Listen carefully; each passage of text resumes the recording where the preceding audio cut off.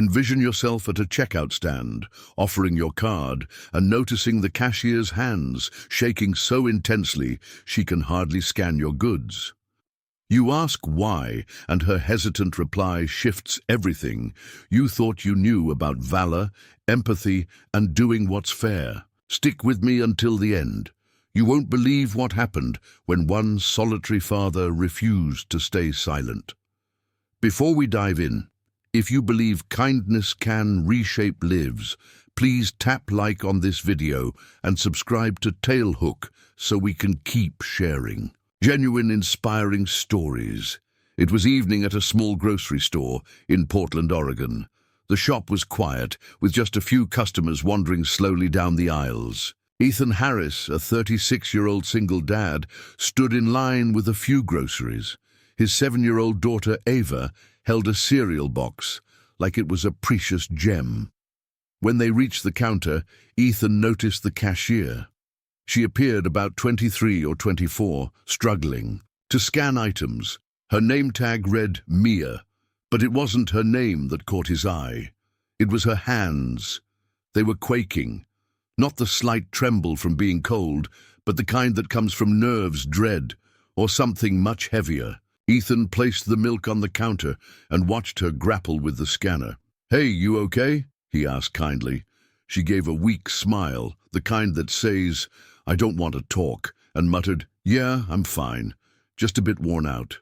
But Ethan wasn't convinced. Having endured too much in life, he couldn't ignore signs of someone suffering. As a firefighter for nearly 10 years before leaving to raise Ava alone, he'd seen fear in people's eyes. He saw it now. He observed her try to input the product code, her fingers trembling so much she had to delete it twice. "You sure?" he asked softly. "Because it looks like something's wrong." Mia's eyes flicked quickly toward the manager's office, a glass room across the store, then darted away. She shook her head. "It's nothing, just a long shift." Ava, with her innocent candor, tilted her head. "Are you chilly? Daddy can give you his jacket." Mia let out a faint chuckle that didn't reach her eyes. "No, sweetie. That's kind, but I'm fine." Ethan's gut told him she was hiding something. He wanted to press further, but he didn't want to embarrass her in front of others. So he paid, thanked her, and started to walk away. Yet something in him wouldn't let it go. Halfway to the exit, he turned and saw Mia against the counter for a moment, as if trying to brace herself. Then the store manager, a stout man in his 40s, with a perpetual grimace, stepped out of his office and barked something at her in a low, sharp tone. She tensed instantly. That was when Ethan knew this wasn't about exhaustion. He went back to the counter, waiting until the other customer left. "Listen," he said quietly, leaning in just enough, so Ava wouldn't hear. "I've seen you keep looking at the manager's office. If something's wrong, you can tell me." Mia's lips parted, then closed. "I really shouldn't," she whispered. It's nothing I can talk about." Ethan lowered his voice. "I'm a dad. I've seen enough to know when someone's in trouble. I'm not leaving until I'm sure you're okay." For a moment, she looked like she might cry. She glanced at the manager's office again, then at Ethan. Her fingers clutched the counter's edge. Finally, in a barely audible voice, she said, "It's him. He harasses me." Ethan felt his chest constrict. "Harasses you? How?" Her eyes glistened. "Remarks, brushing my shoulder when he walks by, standing too close, saying things no one should say at work. I asked him to stop once, and he slashed my hours." Ethan's jaw clenched. "How long has this been going on?" "6 months, she whispered. "I need this job. My rent's overdue and I can't afford to upset him more." The weight of her words hit Ethan hard. He looked at Ava, who was blissfully unaware, humming as she played with a keychain. He knew what it was like to feel powerless. He'd been there after his wife passed, when bills piled up and every day felt like a fight. He took a deep breath. "Mia, you don't have to handle this alone." She shook her head. "Please don't say anything. It'll make things worse." But Ethan wasn't one tossed and by. Ethan didn't confront the manager right there. not with Ava present and Mia already so rattled. Instead, he told Mia he'd be back, then took Ava to the car and called his sister to watch her for a couple of hours. When he returned, Thestor was quieter. Mia was still at the counter, forcing a smile for customers. Ethan waited until the line was gone before approaching again. "I know you told me not to get involved," he began, "but I can't pretend I didn't hear what you said." Mia's eyes widened in alarm. "Please, Ethan." "I'm not going to shout at him in the middle of the store," he assured her, "but I know the law. There are ways to make him stop, and I'm ready to stand by you if you report this." Her lips trembled. I'm scared." "I know," he said softly, "but courage isn't about not being afraid.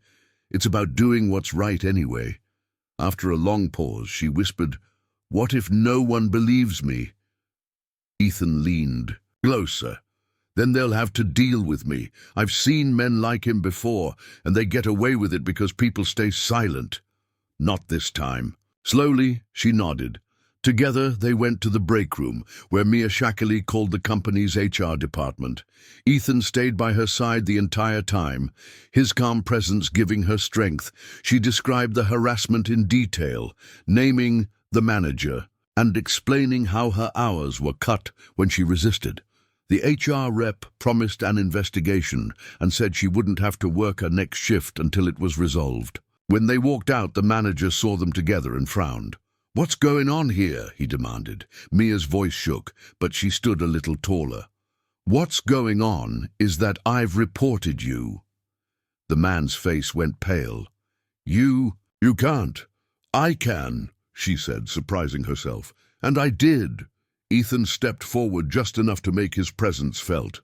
"You're done intimidating her. If I hear you've so much as looked at her the wrong way again, you'll have more than HR to answer to." The manager sputtered but didn't respond. As they left, Mia exhaled shakily. I can't believe I did that." "You did," Ethan said, with a small smile. "And you're stronger than you think." She looked at him with gratitude in her eyes. "Thank you for not walking away." He shrugged. Sometimes Thesmolest act of kindness can change someone's entire world. Later that week, Mia called Ethan to say the company had suspended the manager pending a full investigation and offered her extra hours at a different location. Ethan smiled as he hung up. Ava, overhearing part of the call, asked, "Daddy, is she okay now?" "Yes, sweetheart," he said, pulling her close, "because sometimes you just have to stand up for someone, even if you don't know them well. If this story touched your heart, remember kindness is more powerful than we think. Even a simple question like, 'You okay?' can change someone's life." Please like this video and subscribe to TaleHook so we can keep sharing these powerful moments of compassion with the world.